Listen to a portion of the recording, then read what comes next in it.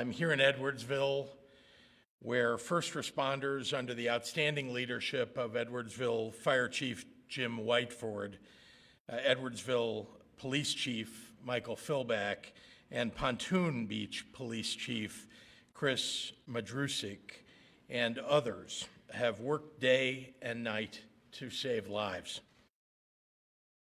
I speak for all Illinoisans when I say that we are truly grateful for their courageous service. I also want to recognize that the Pontoon Beach Police Department, which is hosting us today, tragically lost one of their own earlier this fall. Police officer Tyler Timmons was killed in the line of duty after more than a decade of courageous service in Madison County.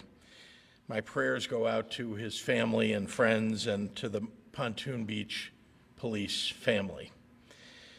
I'm joined by Illinois Emergency Management Agency staff and Edwardsville Mayor Art Rizvi, Pontoon Beach Mayor Mike Pagano, Leader Jay Hoffman in the legislature, Senator Rochelle Crow, Representative Katie Stewart, Representative Amy Ellick, local officials from Madison County, leaders from Amazon, as well as leaders in this weekend's family reunification and community support efforts. I just came from the Amazon warehouse site where state and local public safety officials briefed me on the latest developments in the disaster response. I want to take a moment to make sure that we properly recognize their service. They moved heaven and earth to respond to this disaster, reuniting families when they could and comforting loved ones in the tragic situations where they couldn't. Reunification is one of the most critical and heart-wrenching acts of any disaster. The men and women who worked here at the Pontoon Beach Police Department on behalf of the Family Relocation Center deserve our immense gratitude for their critical work. That includes the chaplains who provided counsel to the survivors of this disaster and, of course, to their families. Chris Sedebris, Tim Perry, Chris Clark, Tammy Baker, Sonny Rankin, Dennis Cunningham, Jim Johnston, Vicki Fouts, Jennifer Fouts, Debbie Rogers, Pamela Leslie, and Tim Perry. And the incredible Madison County Coroner's Office under the leadership of Steve Nahn. They really have done outstanding work over the last few days especially. Drivers, dispatchers, and road supervisors worked through the night in service to their community. Members of the community stepped up to give care and comfort, to provide food or counsel, to be there for their neighbor. We may never know all of their names, but we know their character, and they made a difference. My administration is committed to standing with Edwardsville and all of the surrounding communities affected in every aspect of the immediate recovery, as well as on the road to rebuilding. Yesterday, I authorized a state disaster proclamation for Madison County, as well as all storm-impacted counties, to facilitate these efforts, as well as the pursuit of additional federal resources. We are working directly with the White House and with FEMA to ensure access to federal resources for this community. And as local entities work to secure federal reimbursements and recovery dollars, we will assist every step of the way. IEMA continues to work directly with local officials to actively monitor the storm's impacts throughout the state and especially in central Illinois. At this point, I'm pleased to report that power is fully restored in Madison County and throughout Illinois where communities had power outages due to the storm. To those who experienced home damage, we will pursue all available resources to help you recover. We're also joined today by the Edwardsville Community Foundation. Already, the foundation and other nonprofits have been on the ground at every step of the response this weekend, and for that I am truly grateful. I want to help spread the word. The foundation stands ready to help survivors of families and those out of work through the holidays and beyond. And I want to make sure that all of you know, and I would ask the media to let people know, that if they want to contribute to the efforts here online, they can contribute to edwardsvillecommunityfoundation.org. That's edwardsvillecommunityfoundation.org. 6 individuals clocked in on Friday, and they never came home. An additional person is still receiving medical treatment. We are ensuring that there is a full understanding of what happened to these individuals in their final moments. And while we cannot prevent natural disasters, we can strive to prevent future tragedies and ensure that all Illinoisans make it home safe at the end of their shift. Please join me in a moment of silence and a moment of prayer for the injured and for those who were lost in this terrible tragedy.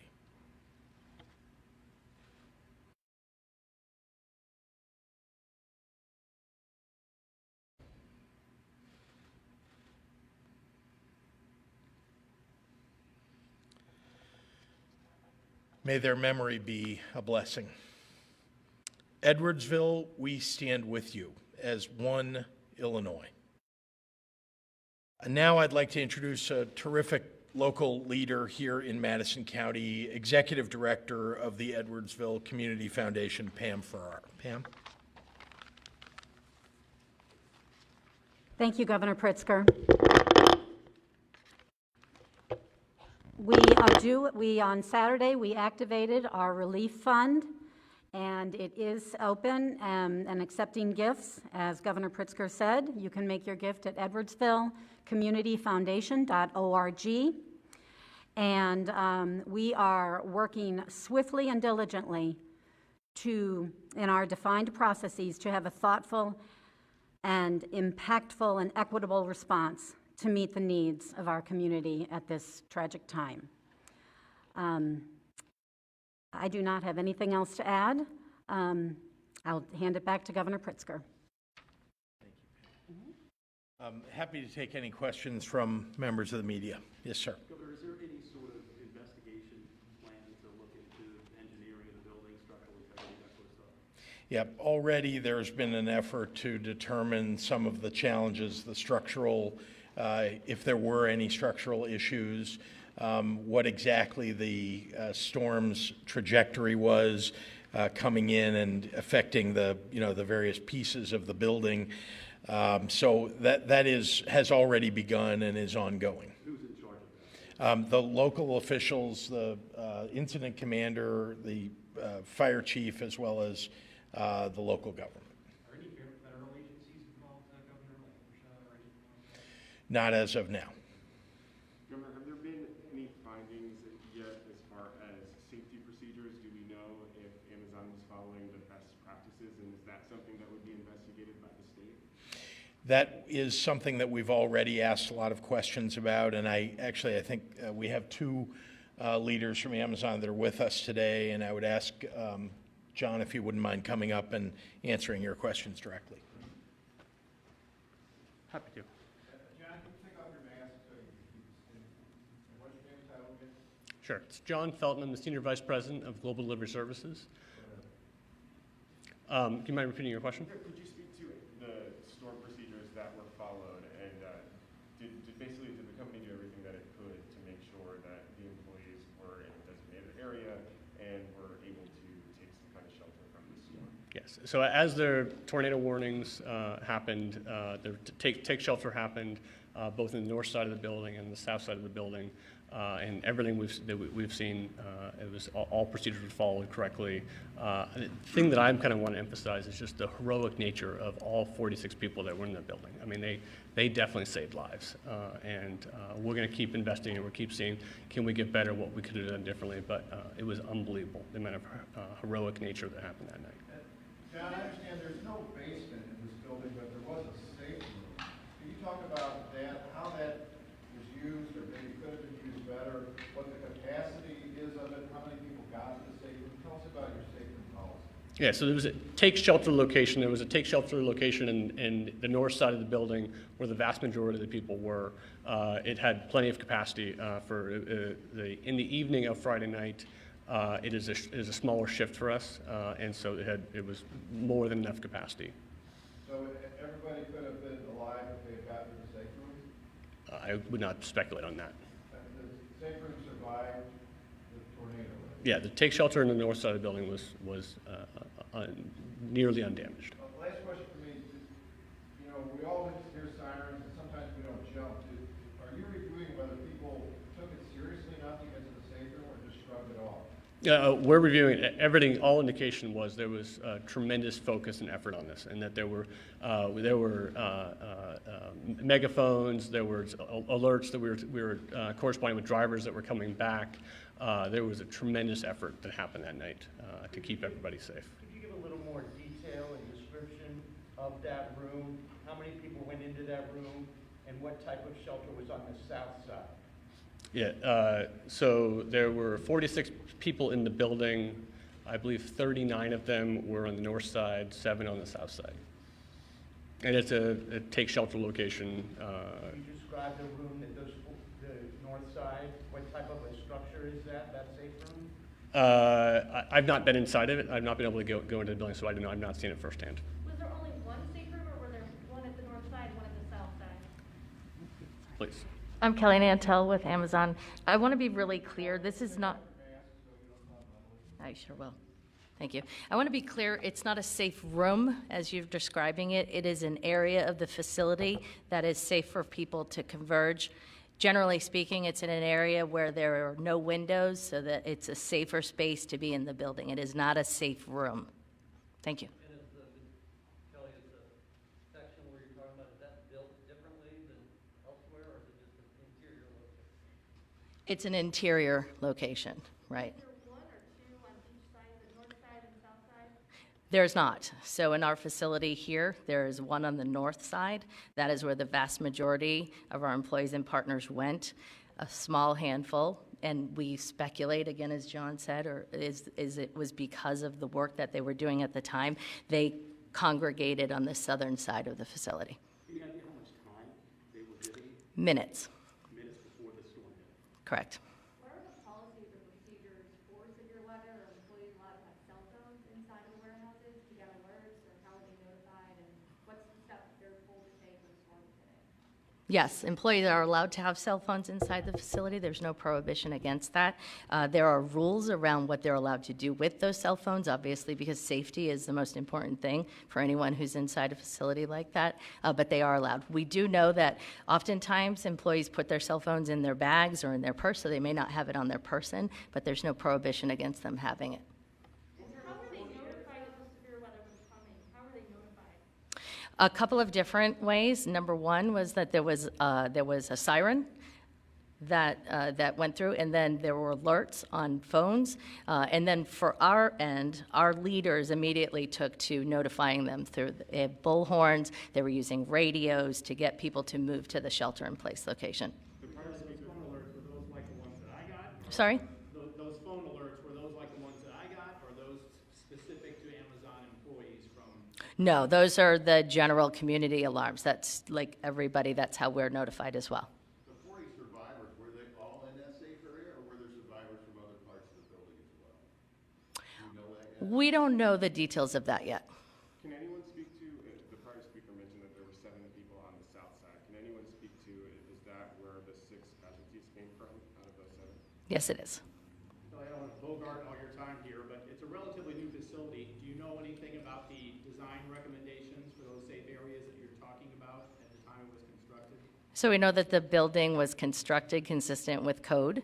And so, obviously we want to go back and look at every aspect of this. There's always going to be tremendous learnings from any type of catastrophic event like this. And we want to make sure that our policies, our practices are consistent with any learnings that we have from this event and with all best practices. The one person that was injured, is that the 7th person that was on the south side of the building? Yes, it was. Kelly, OSHA has announced they're launching an investigation into Amazon. Are you aware of that? Do you welcome that? I'm not aware of that, and of course we welcome that. Question for Governor Pritzker. So the president just announced that he'd be going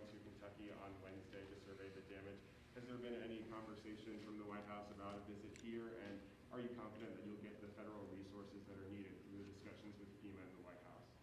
I am very confident that we will receive the needed resources. The president, in a phone call that we had with the group of governors, pledged to all of us that those resources would be made available to us.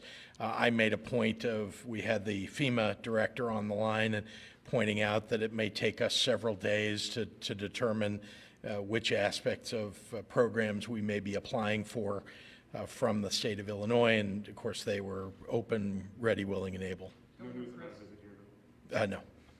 Governor, I have one more What kinds question. of regulations does the state have regarding businesses in this kind of emergency situation? Are there supposed to be designated places that the state regulates, drills, emergency management, keep track of like who is there and have a head count?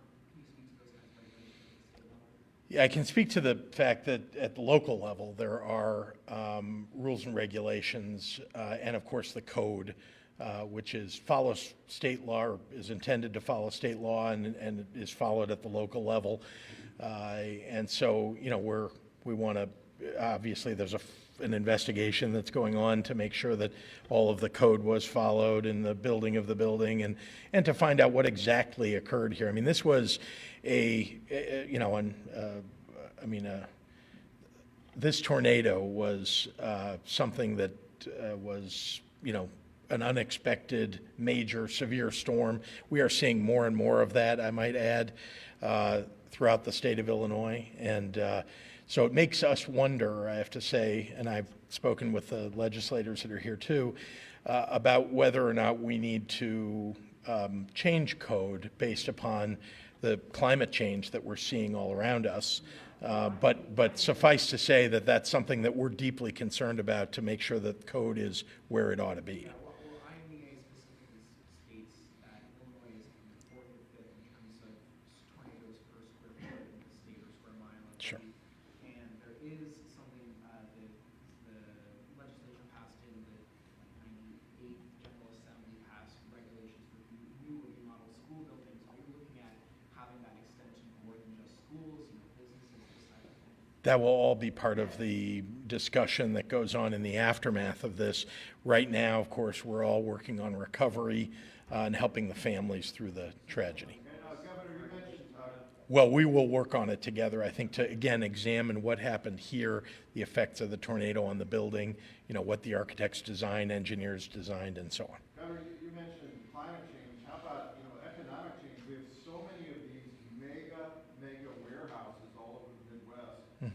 Does the code need to be looked at to see, what they're made of, whether they should have basements or some escape plan? I mean, what do you think just about the code as it relates to, these things are popping up, they're like tornado targets all over the Midwest. Well, let's start with, of course, that's what I was just saying, that we have to look at, first we want to see what happened exactly here. I mean, we are literally 3 days post this disaster, and there is, a lot of investigation being done. Let me also say that we should be pleased that Illinois is actually a hub for distribution, warehousing, manufacturing, and so on. So we want to attract those businesses. We want to keep those businesses here in Illinois.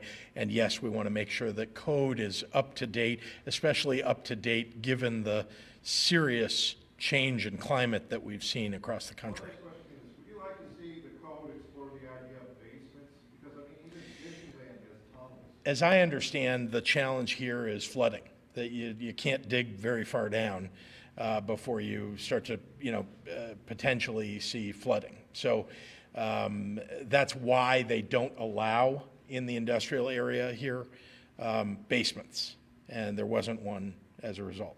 I realize it's very early in the investigation, but is there any indication at all as to whether the victims just didn't hear the warnings, were not able to get to the safe area? What prevented them from, they just didn't have enough time? Is there any indication of if they were able to get notified and just not able to get where they needed to go?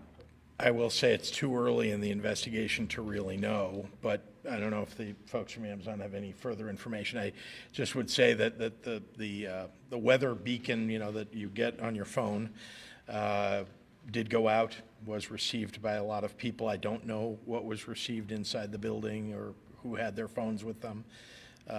But there was a notice with seeming like several minutes, if not more, warning for people, so. We have time for 2 more questions. For Amazon, how long does it take to get from one side of the building to the other? And is that an indication that there should be a safe area on both sides? I can't tell you exactly how long it takes. I can tell you it's a 1.1 million square foot building, and so it's a significantly large building. If you have minutes, would you have enough time to make it to the opposite side walking? I think you're asking me to speculate. I really can't. Every incident is obviously different. This tornado, by the time the warnings came through, we were, in a matter of minutes. It moved very quickly, and it was catastrophic.